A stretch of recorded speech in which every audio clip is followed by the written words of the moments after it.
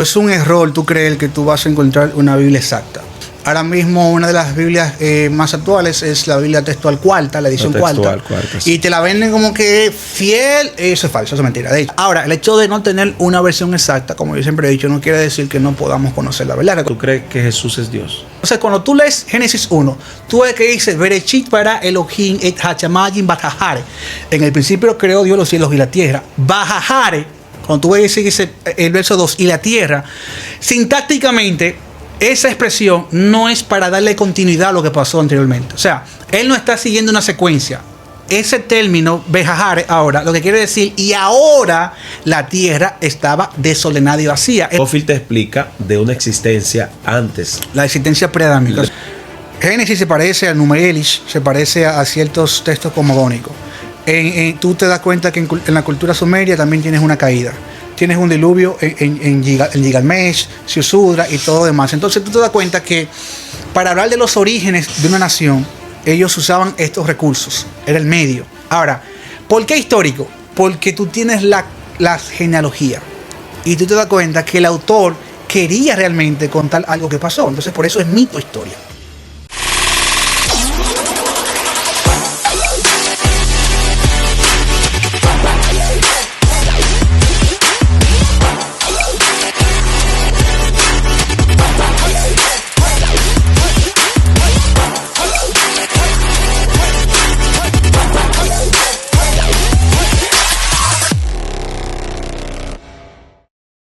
Bienvenidos a este canal, bienvenidos al podcast.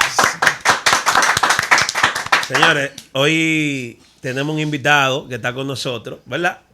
Que no se la da por nadie, señores.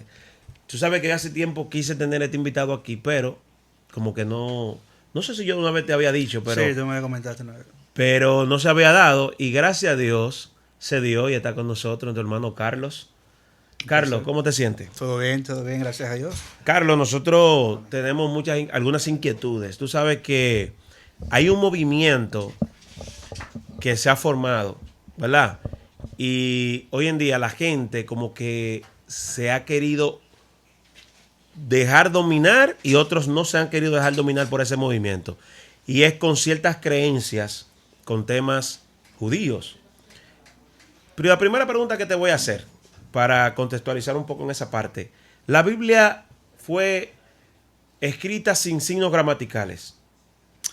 Cuando hablamos, por ejemplo, de la Biblia, recuérdate que el texto fue escrito en varios idiomas. El Antiguo Testamento, la mayor parte en hebreo, algunas partes en arameo y el Nuevo Testamento en griego. Entonces, el hebreo antiguo, vamos a decir, el hebreo que se conoce como el texto proto-masorético, el hebreo no tiene vocales.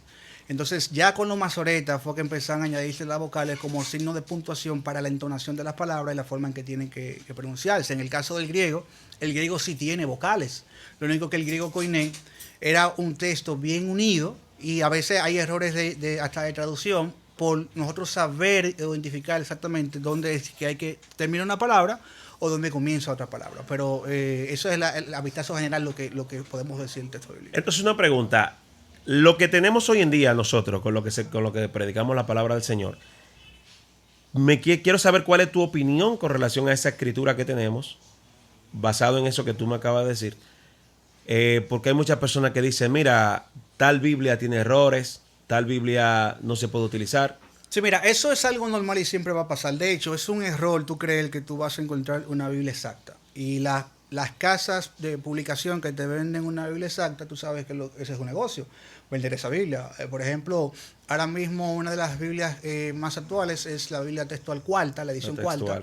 Sí. Y te la venden como que fiel. Eso es falso, eso es mentira. De hecho, ellos cometen muchos errores. De hecho, la gente cree que lo que más cercano tenemos es la textual. No, eso es falso. Mira, lo que pasa es que mientras nosotros vamos descubriendo nuevos textos, por ejemplo, el caso de la Reina Valera, que es la 60, que es la que mayormente usa el pueblo cristiano, sí.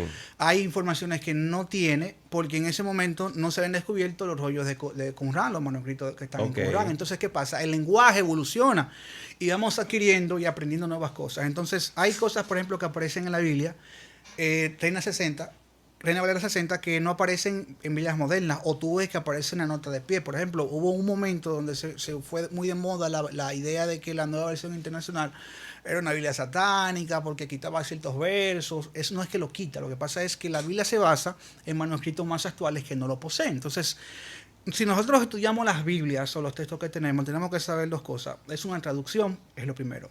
La influencia del traductor o la idea del traductor influye en la traducción. Mucho, por ejemplo, claro. tú te das cuenta si ciertas palabras que se tradujeron de una manera que no se debe traducir. Por decir un ejemplo, en vez de poner el Leviatán en Job, no recuerdo bien la cita, algunas traducciones ponen hipopótamo. Pero eso es falso, no, o sea, no se competen. Wow. Entonces, no tenemos en español una versión exacta. Ahora, el hecho de no tener una versión exacta, como yo siempre he dicho, no quiere decir que no podamos conocer la verdad. Recordemos que el texto bíblico es un texto que las partes esenciales o lo que es primordial está claro, que es la salvación por medio de Jesucristo. Pero no cambia la idea del texto eso. Hasta ahora, ni desde la crítica textual, crítica de la redacción, de las tradiciones, no hay un cambio esencial en el mensaje del Evangelio. Los cambios son periféricos. Por ejemplo, recientemente, y te puedo hablar de algo que yo estoy escribiendo recientemente, sobre las ideas creacionistas o las cosmovisiones hebreas sobre la creación. Cuando tú ves Génesis 1.1, tú dices en el principio. En verdad la traducción no es correcta. Para que digan el principio, en el hebreo debe decir Bereshit, y no dice Bereshit, dice Bereshit. En principio. O sea, dice en principio la preposición be y reshit, que significa en principio, dice en principio. Entonces, ¿cómo se puede interpretar eso? En vez de en el principio, puede ser cuando el principio y un sinnúmero de cosas. Más o menos es para que tú veas que son cosas periféricas que no te va a llevar a ti a perder la salvación por algo tan sencillo como eso. Una pregunta, ¿tú conoces a Rachi? Un exponente de la... Rachi, tú dices el teólogo medieval judío del siglo XI. Sí. Tú sabes que yo en un debate que estuve mirando, me dio mucha curiosidad. No investigué con respecto, solamente quisiera saber si tú lo conoces. Alguien lo tomó como una referencia, pero entonces en el debate alguien dijo, no, y eso, que tú no conoces a Rachi. Rachi era un delincuente, un corrupto. ¿Tú has escuchado hablar de solamente por... No, mira, primero hay que ver el contexto del debate, porque erróneamente, por ejemplo, nosotros entendemos, una corriente entiende que el judaísmo es el judaísmo medieval. Una cosa es el judaísmo medieval rabínico, que surgió el Talmud y todas esas cosas, a la escuela que pertenece a Rachi, y otra cosa es lo que se conoce como el judaísmo del segundo templo. Si en un debate, por ejemplo, tú me vas a citar a Rachi, a Maimónides, para interpretar un texto, oye, tú te fuiste 1500 años después. Eso es como que la gente usa los padres de la iglesia para interpretar el Nuevo Testamento. Okay, no, el contexto histórico del Nuevo Testamento y del judaísmo es lo que se conoce como judaísmo del segundo templo, no el judaísmo medieval. Ahora, tú sabes que los judíos rabínicos son más permisibles o fueron más permisibles que los mismos judíos tradicionales en ciertas cosas. Por ejemplo, hay que ver por qué lo llama corrupto esas cosas, pero no te voy a decir que fue un santo, pero tampoco te voy a decir que fue un corrupto. O sea, hay que ver específicamente a qué se refería él en su vida con esas cosas o por qué lo decía. ¿Tú crees correcto que una persona cuando esté predicando, basado en lo que tú me estás diciendo, en ese mismo el tema del tiempo, a veces hay personas que están predicando y muchas veces sin conocer el texto antiguo, se va al texto antiguo? ¿Tú lo ves correcto? Mira, yo hacía algo al principio que ahora ya yo no lo hago y recomendaría no hacerlo. Antes, cuando yo predicaba con más frecuencia, yo a veces decía, no, porque tal palabra en hebreo significa esto. Yo dejé de hacerlo, te digo porque yo después comencé a ver personas que lo hacían. Por ejemplo, usaban recursos como Strong, el Vine, que es un comentario positivo de palabra. Yo no lo recomiendo a ninguno de los dos. Si usted quiere citar el texto, por ejemplo, en su lenguaje original, aprende el idioma mejor. No lo cites palabra por palabra porque va a cometer muchos errores. Te voy a dar un caso específico. Si tú citas así con palabritas o a medias, sin conocer el contexto general, tú vas a creer lo mismo que cree un señor que se llama Mesa o en Centroamérica, que dice que el Espíritu Santo es una mujer. ¿Por qué Mesa dice eso? Porque la palabra para espíritu, ruaj, es una palabra femenina gramatical. Pero si Mesa supiera gramática hebrea, él supiera que el femenino gramatical no tiene que ver con femenino sexual, necesariamente. Por ejemplo, que un sustantivo sea femenino gramatical no quiere decir que ese es el sexo biológico o es la orientación sexual de eso. Entonces, si él supiera eso, no hubiese cometido ese error y no hubiese 50.000 gente detrás de eso creyendo que el Espíritu Santo es una señora o una madre. Entonces, claro, es un error. Yo recomiendo a las personas siempre profundizar. O sea, usted no va a ser experto de todo o erudito de todo, pero lo que sea que vaya a hablar, sea el mejor en eso, profundicen. O sea, claro, no repita por repetir, claro, o no crea porque fulano lo dijo es verdad. Indague, investigue y se va a dar cuenta si es así o no es así. Tú sabes que en un debate también, o alguien en particular, te quiero hacer esta pregunta. ¿Tú crees que Jesús es Dios? Totalmente. ¿Cómo tú sacas esas conclusiones? Quiero escuchar solamente tu... Perfecto. Las primeras conclusiones las sacamos del mismo texto bíblico. ¿Qué sucede? El texto bíblico revelado es lo que viene a trabajar la mente de los escritores y es lo que viene a trabajar la mente de todas las personas que siguieron después de ahí. Si el texto no dice eso, no hay forma para deducir esa parte. Una forma sencilla, la forma más clara que me gusta representarlo es la siguiente. Jesús ante el Sanedrín. Lo primero que hay que decir, porque lamentablemente cuando uno habla en internet, hay cosas, por ejemplo, en las entrevistas que tú no las puedes decir porque si comenzamos a hablar de todo, nos va a tomar horas. Sí, claro. Yo trato de ser resumido. Pero tú sabes que en internet, cuando tú subes un video, un comentario, él te habló eso, pero él no mencionó aquello. O sea, yo no puedo mencionarlo todo, pero para ser específico, lo primero que el juicio de Sanedrín se sabe que es un juicio ilegal. O sea, no es correcto la forma en que se enjuició a Jesús. Y los autores neotestamentarios lo dejaron ver así. Fue un juicio ilegal. Es lo primero. Segundo, ante el juicio, a Jesús le hacen unas preguntas. Hay todo un proceder con respecto al juicio. Tú sabes que muchos de los que critican esta parte dicen que el juicio no es histórico porque hay elementos que no mencionan. Ok, no lo mencionan según el Talmud, 300 años después, pero si tú vas a Josefo, que es contemporáneo aJesús, sí, menciona las características del juicio que corresponden según Josefo. Entonces, tú te das cuenta que Jesús le pregunta, ¿eres tú el Cristo, el Hijo de Dios? La respuesta de Jesús es, tú lo has dicho. Y de ahora verás al Hijo del Hombre viniendo en las nubes del cielo. ¿Qué hace el sumo sacerdote? Se rasga la vestidura. Y ya él dice, aquí hay pruebas para matarlo. ¿Qué dijo Jesús? ¿Y cómo lo entendieron ellos? Lo que pasa es que como si nosotros, por ejemplo, entendemos el texto en nuestra cultura, vamos a entender cosas cerradas. De hecho, cuando tú lees Hijo de Dios, hay gente en verdad que cree que Jesús es Hijo de Dios en el sentido moderno. Y ese título no significa eso. Cuando Jesús usa esa expresión, la usa en el contexto del judaísmo del segundo templo, donde ellos sabían, por ejemplo, que Daniel 7:13, que habla del Hijo del Hombre, está hablando de una deidad. En el Antiguo Oriente, venir sobre las nubes era identificarte como una deidad. ¿De dónde ellos sacaron esa idea? Bueno, en Ugarit, los cananitas adoraban a varias deidades, entre ellos una de ellas era él, el dios principal, y otra era Baal. ¿Qué sucede? Los judíos hacían teología polémica. Ellos tomaban los atributos de Baal y se los atribuían a Yahvé. Eso era una forma moderna de decir, por ejemplo, tú dices que LeBron es la cabra, Jordan es la cabra, no, LeBron es la cabra, por ejemplo, para que tú veas que ellos usan los adjetivos, sí, para adjudicarse a otra persona. Entonces ellos decían que como Baal se describía como una deidad que viene sobre las nubes, Yahvé era que se describía como una deidad viniendo sobre las nubes. Por eso tú ves que en los Salmos habla que Yahvé cabalga sobre las nubes. Pero aquí aparece, aparte de Yahvé, el anciano de días, que es otra descripción para él de deidad. Vemos que aparece un hijo de hombre viniendo sobre las nubes. Venir sobre las nubes en el Antiguo Oriente era forma de atribuirse deidad. Por eso es que el sumo sacerdote se rasga la vestidura. Porque está diciendo, dice que es Dios. O sea, el mismo texto nos lo dice. De hecho, esto no es algo nuevo por dos razones. Si tú estudias la historia, te vas a dar cuenta que el rabino Akiva tuvo un pleito porque justamente dijo eso mismo.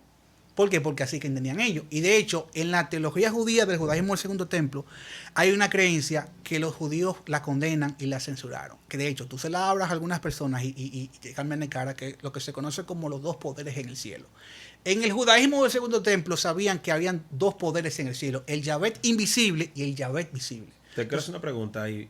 Cuando tú dices el segundo templo, es cuando la reconstrucción. Sí, cuando se reconstruye el segundo templo, toda la producción literaria e ideológica. Eso se dio cuando el regreso que encontraron que las leyes y eso, que la ley. No. O sea, el judaísmo del Segundo Templo es un movimiento que corresponde al periodo histórico cuando Israel regresa del exilio y reconstruye su Segundo Templo. Toda la producción literaria y todos los pensamientos de ese periodo hasta la destrucción de Jerusalén en el 70 se conoce como judaísmo del Segundo Templo. Ahí se escribió muchísimo. No solamente la parte sí, pero eso es lo que te digo. Se dio en Esdras.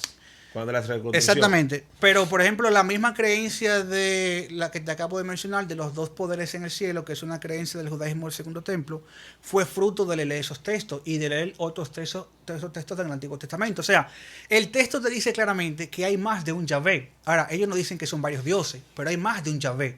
Entonces, fíjate que ya ellos vienen condicionados para sentar las bases de lo que posteriormente se conoce como la Trinidad, que es una creencia de los apóstoles y neotestamentaria clara. O sea, ellos ya tienen las bases de lo que reciben, de toda su ideología, porque ya existía esa creencia, como te mencionaba, con los dos poderes en el cielo. Hay dos Yahvé, el visible y invisible. Mayormente se lo tomaron de textos del Antiguo Testamento, por ejemplo en Génesis 19, capítulo 24, verso 24, si mal no recuerdo, donde Yahvé en el cielo está, y Yahvé visible está con Abraham, y Yahvé visible, dice el texto, hace descender el fuego de parte de Yahvé que está en el cielo. Hay dos Yahvé.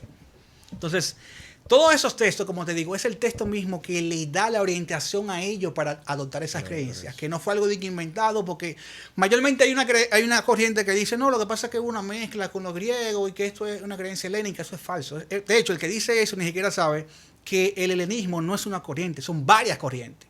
Entonces, es un error creer que esas son ideas, esas ideas no existen fuera del judaísmo, todas son dentro del judaísmo. Entonces ellos, los discípulos, como judíos al fin, simplemente cuando ven a Jesús, espérate, este es el Yahvé visible. Entonces comienzan a usar todos esos textos y todas esas ideas del Yahvé visible y se las adjudican a Jesús. ¿Tú crees en la Trinidad? Totalmente. ¿Y crees en el hablar en lenguas también? Sí, yo creo el hablar de lengua es algo genuino. Lamentablemente han surgido muchos debates con respecto a esto por varias razones. Mira, primero que nosotros tenemos que saber que los debates son un contexto de argumentación. La argumentación se estudia desde la lógica, entonces no todo lo que se dice es correcto. Hay que saber evaluar los argumentos y lo que se dice. Se dice que las lenguas angelicales no existen porque en Hechos, por ejemplo, se habló idiomas. Se dice mucho eso, pero eso es un argumento errado, porque si a eso nos vamos, en Hechos se hablaron idiomas específicos, idiomas que no hablaban en Corintios. Entonces, ¿qué lengua hablaban en Corintios?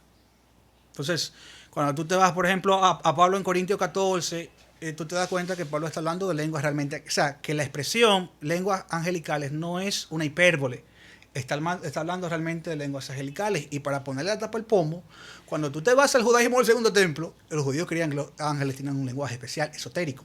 El testamento de Job, la Asunción de Isaías, son textos del periodo del Segundo Templo que hablan que los ángeles hablan un lenguaje esotérico. Entonces los judíos, simplemente, los discípulos como judíos, simplemente repiten lo que ya ellos recibieron. Entonces, una pregunta, porque yo he visto gente hablando lenguas y conozco a alguien que siempre escuchaba a alguien hablar como una lengua en chino, en mandarín. Yo lo he escuchado en francés. Y sí, yo he escuchado gente hablando inglés, pero esa persona encubiertamente llevó a un chino.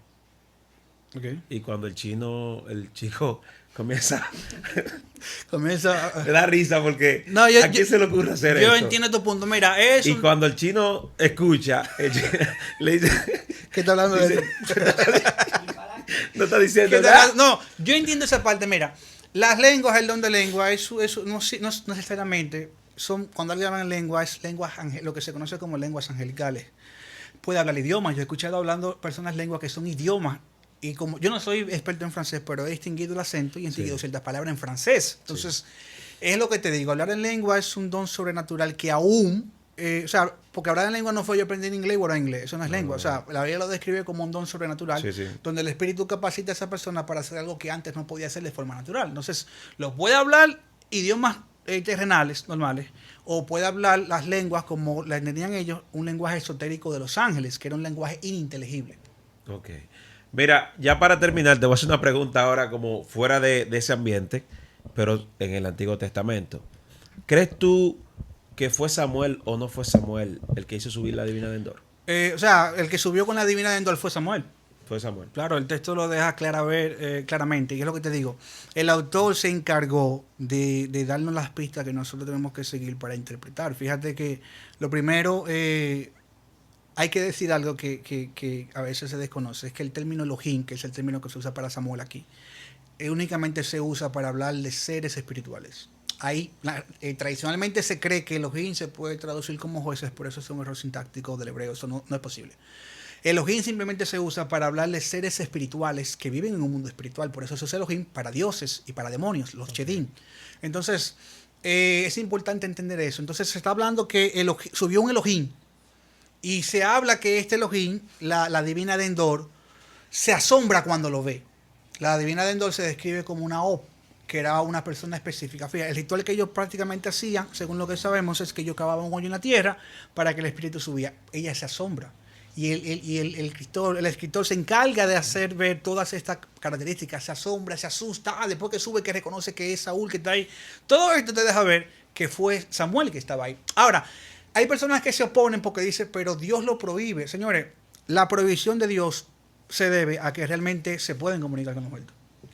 Es por eso que se debe la prohibición. No es porque no se podía, es porque se puede. Se puede. Claro. Por eso es la prohibición de Dios de no practicar la necromancia y nada de estas cosas. Entonces, el mundo espiritual... Oigan eso. El mundo espiritual es más allá de lo que uno cree. De hecho, el texto bíblico revela tantas cosas que a veces se ignoran del mundo espiritual, que si la comenzamos a hablar, no vamos a terminar. Por ejemplo, la Biblia revela que Dios tiene un consejo de Elohim junto con él.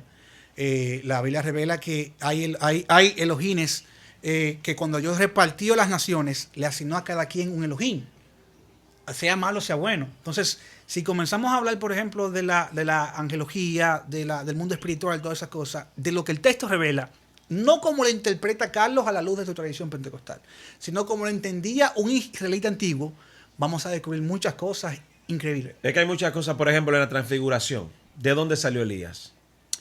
¿Que Elías murió?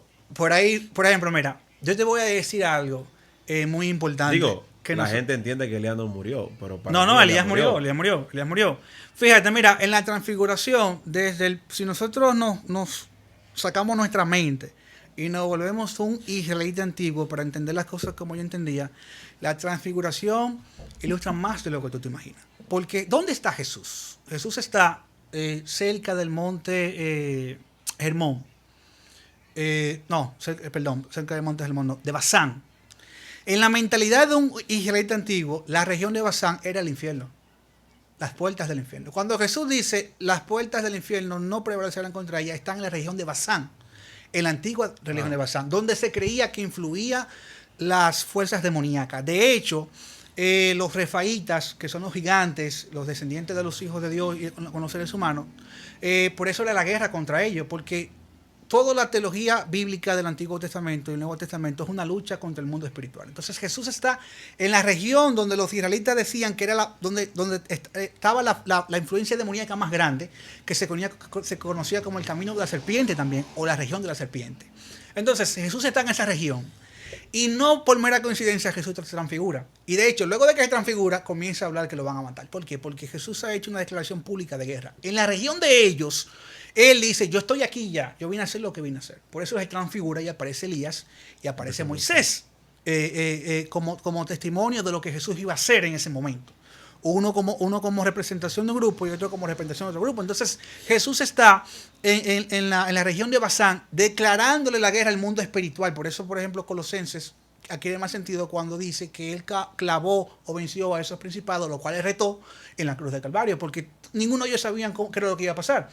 Pero ellos, al declararse la guerra, ya Jesús se transfigura, le declara la guerra a ellos y le dice, mira, esto viene así, así, así. Por eso es que nosotros tenemos que entender que lo que estamos haciendo ahora, visto desde la mente de un israelita antiguo, lo que nosotros estamos haciendo ahora es revertir lo que pasó en Babel, la división de las naciones. Por eso era que Pablo decía, yo tengo que llegar a España, no era probar la comida. Lo que pasa es que en la mente de Pablo, España era las regiones de los confines de la tierra y él quería adelantar el regreso de Jesús, porque ellos estaban revirtiendo en Babel. Lo que pasó en Babel y lo que describe Deuteronomio 32 es que por la rebelión de la humanidad Dios dividió las naciones y Israel fue su porción de él y la demás la asignó a dioses o a Elohim, que es el término correcto. Pero ahora la iglesia está revirtiendo eso, venciendo a los Elohim en su territorio, para llevar todas las naciones a Jesús. Entonces eso, como te digo, cuando nosotros entendemos el mundo espiritual como la Biblia realmente lo presenta, tú te das cuenta que hay muchas cosas que nosotros creíamos que nada tiene que ver con la realidad. Pero lejos, muy lejos. Antes que se acabe, no me puedo ir con esto. Entonces, ¿qué usted cree de lo que muchas personas han dicho acerca de lo que sucedió en el libro de Génesis? Acerca de la explosión. Muchos dicen que fue que Satanás chocó con la tierra. Otros dicen un sinnúmero de cosas. ¿Cuál es tu opinión en cuanto a eso? Mira, eso se le conoce como la teoría del vacío, donde dicen, por ejemplo, que de Génesis 1 al verso 2 hay un vacío. Eso no se puede. O sea, gramaticalmente no se puede. Porque cuando tú lees el texto, no en español, sino en hebreo, y voy a hacer un paréntesis para decir lo siguiente, y era lo que he comentado ahorita. A mí me gusta hablar para que me entiendan. Yo no te voy a hablar un idioma que tú no me entiendes para que tú sepas que yo sé. Ahora, yo sé que yo sé, porque yo estudio para eso. Entonces, lo que te quiero decir es, por ejemplo, cuando tú analizas el texto, el texto tiene reglas gramaticales, reglas sintácticas. El texto no te permite deducir eso. Porque ellos entienden que, bueno, Dios creó los cielos y la tierra. Ok, pero porque ahora está destruida en el verso 2. Destruida, está vacía con oscuridad. ¿De dónde surgió eso? Entonces de ahí surge la idea que fue que la caída de Satanás, que de hecho lo que describe Apocalipsis 12 no es pasado, es futuro, pero eso es otro tema. El verso 1 es una cosa y el verso 2 es otra, porque dice que hay tinieblas y Dios no crea así. Esas ideas, cuando nosotros interpretamos el texto, no podemos llevar nuestras ideas. Es como te digo, es casi imposible porque siempre tenemos prejuicios, pero nosotros tenemos que vaciarnos y entender lo que el texto nos quiere decir en el contexto que lo dijo, porque así que hay que entenderse. Entonces, cuando tú lees Génesis 1, tú ves que dice, Bereshit bara Elohim et hachamajim bajahare.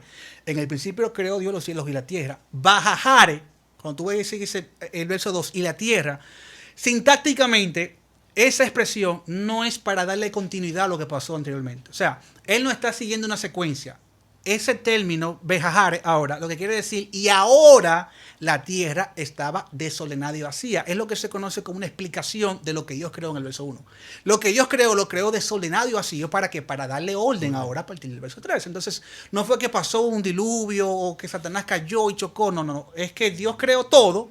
El verso 1 es una expresión general. Eso tiene un nombre técnico en literatura. Es una expresión general de lo que Dios hizo. Creó cielos y tierra. Y de hecho, cielos y tierra es sumerismo para hablar de universo, porque en el hebreo antiguo no existía una palabra para universo. Ellos, para hablar de todo, usaron cielos y tierra. Ahora, el verso 2 dice, lo que Dios comenzó a crear, o ahora lo que Dios comenzó a crear, está desordenado y vacío. Y luego dice, en el verso 3, y dijo Dios, Vayomel Elohim, y dijo Dios, sea la luz. O sea, Dios comenzó a ordenar lo que hizo. No fue que lo creó ordenado de un golpe. Eso es lo que el texto nos deja ver. Por eso le decía a Lucas ahorita, es importante nosotros tratar de hacer el esfuerzo de entender las cosas lo más profundo que se pueda, introducirnos en conocimiento lo más que se pueda. El conocimiento es gratis y está a la disposición de todos, pero lamentablemente nosotros estamos más propensos a creer teorías o conspiraciones que son más fáciles de creer, que no requieren estudiar. Lo que requiere estudiar como que pesa un poquito. Entonces por eso se propagan esa idea. Por esa idea se propagó más fue por la Biblia de estudio Scofield, que es la que tiene esa referencia en nota de pie de página. Recuerden que las referencias y los títulos que están en la Biblia son añadidos por editoriales. No están así en el texto original. Entonces, eso no es una idea correcta. No hubo un vacío entre Génesis 1 y el verso 1 y verso 2. Y no hubo de que una caída de Satanás. Lo que el verso sí nos dice es que Satanás en el verso 3 era un ser creado. Que era más inteligente que todos los seres creados, que pertenecía al concilio de Yahvé y que Yahvé lo desterró por lo que hizo. Por una pregunta, te iba a decir, cuando me dije que estaba hablando, pensé en Scofield, porque yo tenía un Scofield, que me la regaló la pastora Hilda Buré, una sierva de Dios que me regaló esa Biblia, y la Scofield te explica de una existencia antes. La existencia preadámica. Preadámica. Entonces, cuando yo leí todo eso, siendo yo un muchachito, todo el mundo tenía la idea de que Dios lo que hizo fue una recreación. Una recreación, exactamente la palabra. Entonces yo tenía también en un momento ese concepto. Mira, ese tipo de idea también fue muy popular porque cuando se tradujo o se hizo la versión King James, por ahí 1600.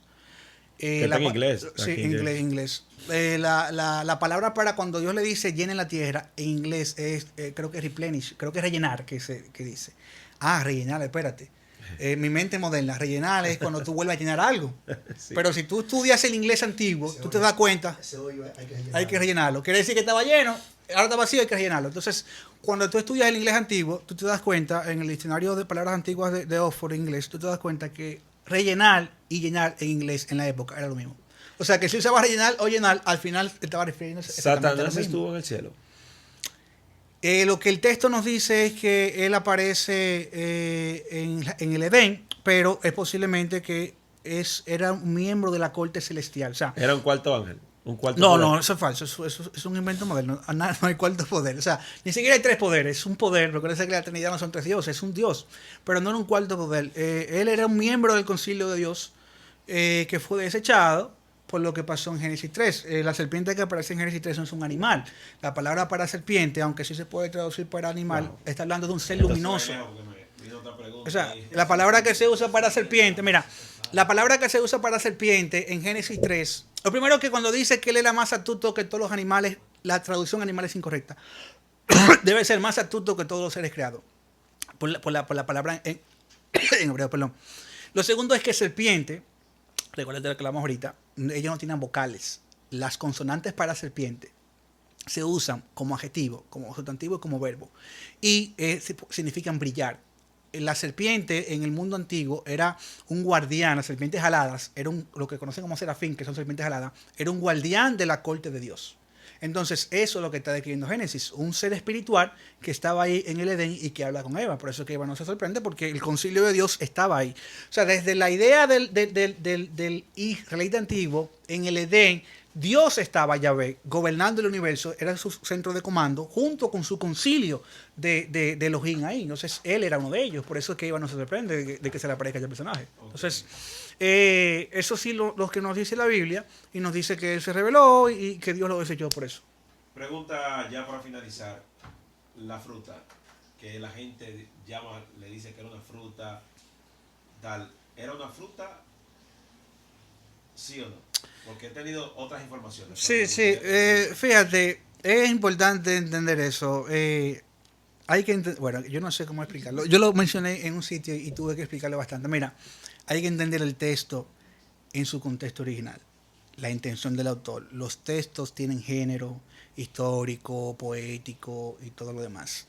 Génesis del 1, capítulo 1 al verso 11, se conoce en la erudición. O sea, cuando hablo de la erudición, hay que recordar, por ejemplo, que hay personas que estudian, que son académicos, que tienen doctorado, que se preparan para todas estas cosas y publican libros sobre todas estas cosas. Lo que pasa es que estamos mayormente acostumbrados a ciertos autores.